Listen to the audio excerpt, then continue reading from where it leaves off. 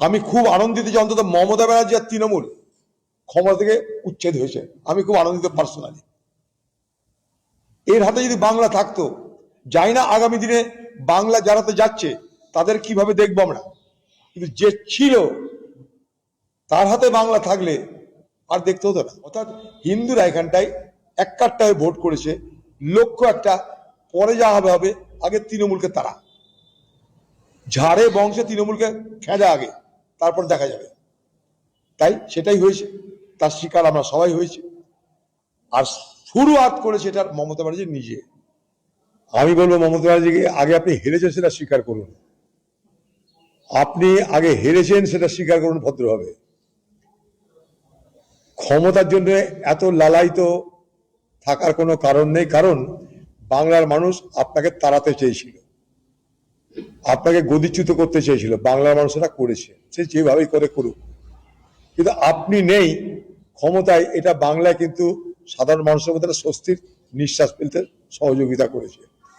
আপনি তো নিজেই চোর। এই বাংলাকে লুট করেছেন, পঞ্চায়েত নির্বাচন, নগরপালিকা নির্বাচন, সমবায় সব লুট করেছেন আপনি। আর আপনি তো হাতে ধরে নিয়ে এসছেন বিজেপি পার্টিকে বাংলায়। বিজেপি সরকারের মন্ত্রী ছিলেন, তখন ভালো লেগেছিল।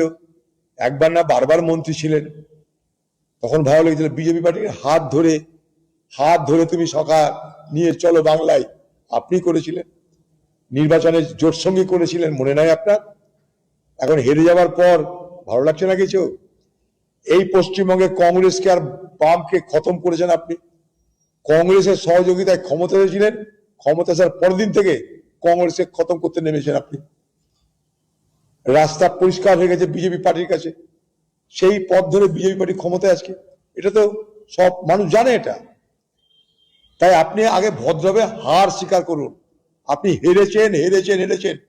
বাংলার মানুষ আপনাকে প্রত্যাখ্যান করেছে, এটা আগে স্বীকার করুন।